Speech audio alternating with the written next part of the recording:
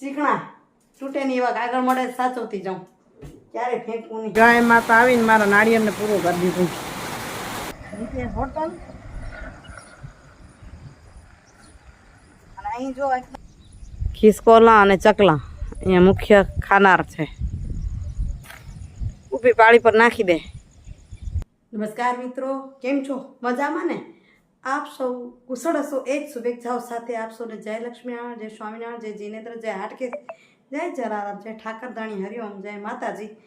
મિત્રો સવારના 6:30 થઈ ગયા છે. બહાર ધીમો ધીમો વરસાદ પડે છે. મંદિરે જવું છે, જરાક વરસાદ બંધ થાય તો જઈ. સાહેબ ગયા છે ફૂલ ઉતારવા, અને ત્યાં સુધી લોટ બાંધી લઉં, માછલીની તૈયારી કરી લઉં, પછી નીકળી. વાતાવરણ એટલું ખુશનુમા છે, હશે ત્યાં જો વરસાદ નહીં હોય ને તો આજ તમને નદીનો કિનારો સરસ બતાવીશ. કેટલું સરસ મજાનું વાતાવરણ છે.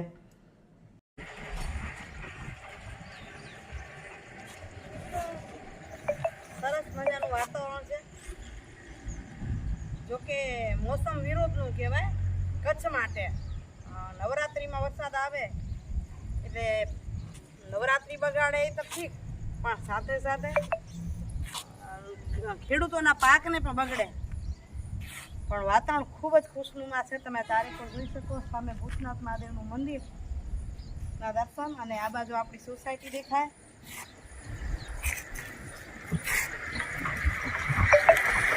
નદીનું નીચે હોટલ, અને અહીં જો એકદમ ચકલા રાહ જુએ છે.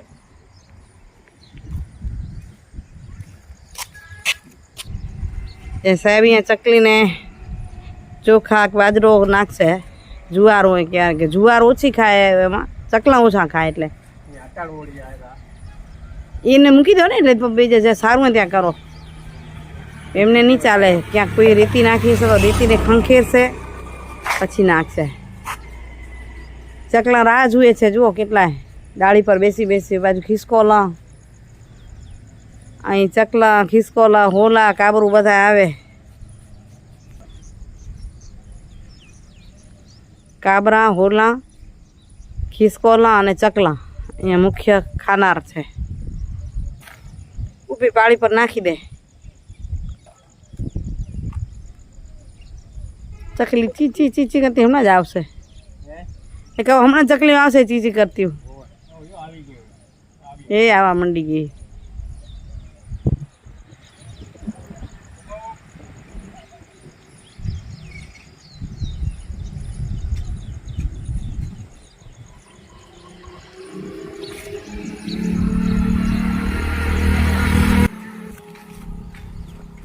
આ દહીંને જે આનંદ છે ને એ તમે દેખી શકો. મોઢા પર પણ છલકાય. ખાવા આવે એટલે મજા આવી જાય આપણે.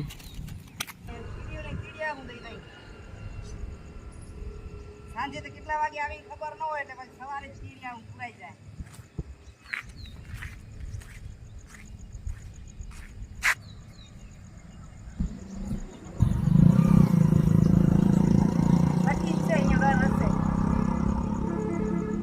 દરરોજનું થયું ને એટલે ખ્યાલ જ જો કે ક્યાં ક્યાં છે, શું અહીં વરસાદ જેવું એટલે કીડીને ભગવાન એને એવી બુદ્ધિ આપે કે પથ્થર પણ ઘર કરે કે વરસાદ ઓછો નડે.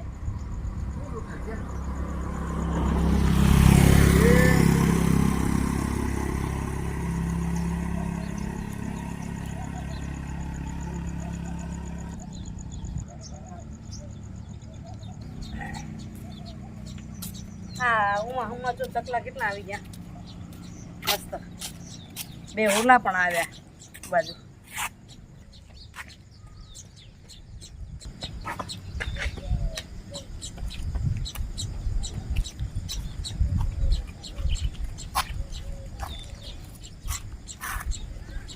અહીં તો પર્યાવરણની મોજ છે. પર્યાવરણની મિત્રો 9:30 થયા. ઘરનું કામ તો ફ્રી થઈ ગઈ.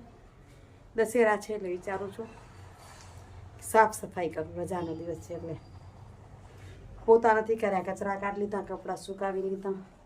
જો આવી બારે વરસાદ નથી આવતો ને, અત્યારે તો ખુલ્લું છે. જોઈએ વરસાદ આવે તો મજા આવે. વાતાવરણ ગરમી ઓછી થાય. પણ ખેડૂતો માટે ખૂબ માઠા સમાચાર છે.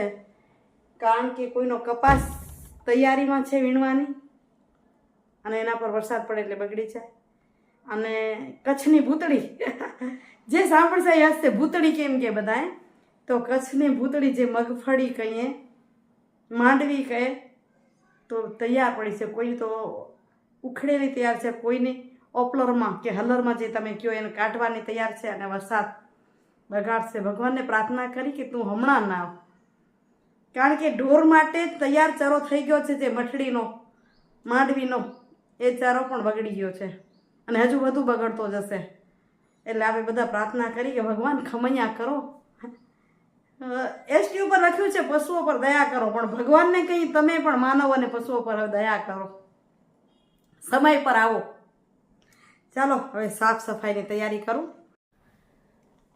તો મિત્રો બપોરના 2:30 થઈ ગયા. કામ કરતા કરતા કરતા દેખાય છે સફાઈ જેવું. દર વખતે રસોડો છેલ્લે હોય. સાહેબ ઘરે નથી એટલે ઉપર ચડવામાં એકલીને બીક લાગે. બીક લાગે એટલે અંદર ઘૂસવું તો ન ઘૂસી શકાય. ઉપર માળિયા છે ને એમાં અહીં રસોડો તો ઉપરથી બધું કરી લીધું એટલે 2:30 વાગી ગયા. ઉપરના કબાટને તૈયાર સાફ કરી લીધા. હવે આ નીચેના ડ્રોવર ખુલ્યા છે. હવે આ બધા બદલવા પડશે. બ્લોવર મારીને ચોખ્ખું કરી લઉં. આ જો આવા કાળા થઈ ગયા, હું દર વખતે બદલાવું, પણ આ વખતે વિચારું છું કે કાગળ ન નાખું. મેં બેનરો ઘણા ભેગા કરી રાખ્યા છે. કોઈના લગ્ન ના હોય, અમારા ઘરના લગ્ન હતા, તો એને માપના માપે કાપી લઉં અને પાથરી દઉં. કારણ કે આ બધામાં હું પાથરીને જ રાખું. જો આ ચમચીવાળું હવે કાઢીશ તો છે ને આ બધે વાઈટ પાથરી દીધેલા હું, એટલે બદલે એટલે ચોખ્ખું થઈ જાય જલ્દી જલ્દી. તમે કઈ રીતે કરો છો? આ એક આઈડિયા છે. કાંઈ ક્યાં ચીકણું થાય, ખરાબ થાય, સીધી તમારી જાળી હશે સ્ટીલની તો એને ઘસવી પડશે, બાંધવી પડશે. આ તો હું કાઢીશ, બદલાવીશ એટલે થઈ જશે પૂરું. બીજો કાગળ નાખી દઈશ તો એ ચાલશે. કોશિશ કરું આખા વર્ષમાં જ્યાં મને આવા વ્હાઈટ સરસ ચીકણા તૂટે નહીં એવા કાગળ મળે સાચવતી જાઉં, ક્યારે ફેંકવું નહીં. તો એ કરવા જેવા છે. તમને પણ હોય તો જો અહીં મેં બીજા કાઢી રાખ્યા અને અહીં જો બેનર કાઢી રાખ્યા છે. હવે માપે માપે બેનર કાપી લઉં અને પછી જે સાફ થઈ ગયા છે એને ગોઠવી લઉં. આ બાજુના ડ્રોવર છે એને પછી કરીશ. આ બાજુનો સામાન ગોઠવીને પછી આ બાજુ કરીશ. મારી પાસે હું જ્યારે મારા લગ્ન થયા ને પછી જલ્દી જ અલગ થયા હતા બધા, કારણ કે અમે સૌથી નાના હતા એટલે બધા ભાઈનું અલગ થયા એમ. તો મારી પાસે મારા ઘર પૂરતો સામાન નહોતો અને ધીમે ધીમે ધીમે એટલું ભેગું થતું ગયું કે 2 ઘર બનાવ્યા. આમ જો તો 3. લુડવાય થોડોક સામાન છે. મોનાને આપ્યું એમાં કાંઈ લઈ નથી દીધું અને અહીંયા બધું પડ્યું છે તોય 2 થઈ ગયા. ફ્રીજ સહિત ડબલ થઈ ગયા, વિચાર કરો. એટલે માનવજાત સંગ્રહ બહુ કરે અને બહેનો તો ખાસ સાચવે. એટલે જો એક જૂનું ફ્રીજ હતું જે લુડવા રાખ્યું હતું એ અમદાવાદ છોકરા લઈ ગયા. અહીંયા નવું છે. લુડવા ગેસ હતો એ છોકરા લઈ ગયા અમદાવાદ. અહીંયા પણ ગેસ છે. એટલે દરેક ચીજ હતી એમ. અને જ્યારે અલગ થઈને ત્યારે મારી પાસે ડબલા પણ નહોતા, કારણ કે તે વખતે ડબલા મળતા નહોતા. હવે ડબલા વધી પડે છે. પ્લાસ્ટિક ક્યાં ફેંકવી એ વિચાર થઈ જાય છે. ભેગી કરી છે તો ઢગલો થઈ જાય છે. આ તો હું કેટલી પ્લાસ્ટિક કાઢી નાખીશ. ગજણ ગાજવા માંડી છે. સવારમાં હું કહેતી હતી ભગવાનને કંઈ ખમૈયા કરો. થોડોક વરસાદ આવી ગયો અને વળી પાછી ગજણ ગાજે છે. શું કરશે ભગવાન? એનું કામ એ કરશે, આપણે આપણું કર્યા રાખીએ. તો ફૂલ વરસાદ આવ્યો.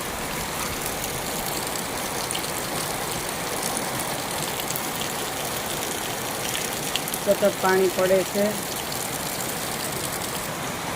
અને તમને મારું નાળિયેર બતાવું. ગયા વર્ષે મેં વાવ્યું હતું, કેટલું જોરદાર થઈ ગયું હતું. એક દિવસ અંદર ગાય ઘૂસી આવી, મારા નાળિયેર રાખું ખાઈ ગયું. 1 વર્ષ થયું પૂરું. એટલું મોટું થઈ ગયું હતું, આ દિવાલથી ઊંચું થઈ ગયું હતું. બહુ જ સરસ લાગતું હતું. જુઓ તો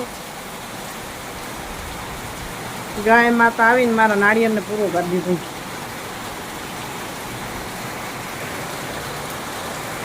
વાદળા છવાઈ ગયા.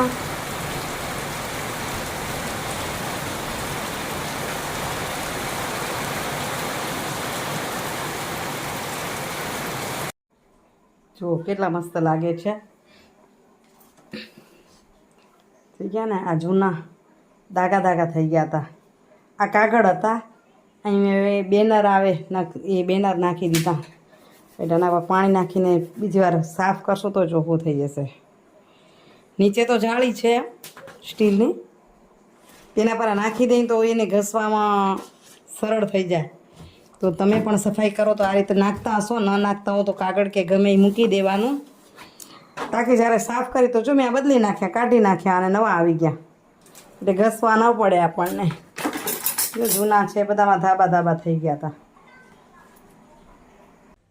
તો મિત્રો બીજા દિવસની સવાર થઈ, કામ બધું ફ્રી થઈ ગઈ. કાલના વિડીયાને આગળ વધારું તો એમ કહેવાય કાલે એટલું થાકી જવાનું ને કામ એટલું તો મને એમ થયું કે સાહેબ આવશે ત્યારે કરશું, પણ એ સાથે લાગ્યા કારણ કે વરસાદના કારણે કામ ડીલે થતું ગયું અને રસોડું એક ક્લીન થઈ ગયું, મસ્ત મજા આવી ગઈ. હજી 2 રવિવાર મળશે ત્યારે ઘર પૂરું કરી લઈશું. હવે હિંમત આવી ગઈ કે હવે કરી લઈશ. પહેલાં મને થતું કે એકલું કેમ થશે, ધીમે ધીમે ધપતું જાય છે કામ. ચાલો હમણાં જ નીકળવું છે ઓફિસે, તે પહેલાં વિચાર લઈ લઉં કારણ કે 9 ને 10 થાય છે, 9:30 હું ઘરેથી નીકળી જાઉં છું. કામ થઈ ગયું છે એટલે શાંતિ છે, પણ મને થાક લાગે. સુવિચારની વાત કરું તો એવી છે કે આજ આ કામ કરતાં કરતાં જ્યારે ઘરે આવે ને મદદ કરે ને ત્યારે કહી શકાય કે ગુમાવેલી જિંદગીનો એક હિસાબ મળી ગયો, એક કાગળનો પૈસો આખી આપણી જિંદગી ઘડી ગયો. કાગળના પૈસા પાછળ મને હમણાં જ ઓફિસે જવું છે, પોતે નીકળી ગયા કાલે, એને છોકરાઓ પણ પૈસા માટે જ બહાર મૂક્યા. એટલે આ ગુમાવેલી જિંદગીનો જ્યારે એકલા હો ત્યારે તમને હિસાબ મળી જાય અને કાગળનો પૈસો આખી જિંદગી ઘડી ગયો. કમાણીની વ્યાખ્યા કોઈ પૈસાથી નક્કી નથી થતી. કમાણીની વ્યાખ્યા કદાપી પૈસાથી નક્કી નથી થતી. તમારા જીવનના અનુભવ, શીખ, પ્રેમ, લાગણી, સંબંધો અને એકબીજા પ્રત્યેનો આદર ભાવ, અને આ બધા જ કમાણીના સ્વરૂપો છે. તમે કોઈની પાસે પ્રેમ કમાવ છો, કોઈને લાગણી આપો છો ને લાગણી લ્યો છો, કોઈની પાસેથી અનુભવ શીખો છો, આ બધા જ અનુભવો તમારા કમાણીના સ્વરૂપો છે. જિંદગીની કમાણી છે અને એ જ કમાણી સાચી છે, એટલે એકબીજા પ્રત્યે રાખવી જોઈએ. ચાલો નીકળું છું ઓફિસે, તે પહેલાં વિડીયોનું એન્ડિંગ કરું. કાલે પાછી મળું છું સરસ મજાના વિડીયો સાથે. ત્યાં સુધી આપ સૌને જય શ્રી કૃષ્ણ, જય જય ગરવી ગુજરાત, જય ભારત અને જય હિન્દ. Bye bye. હરિઓમ.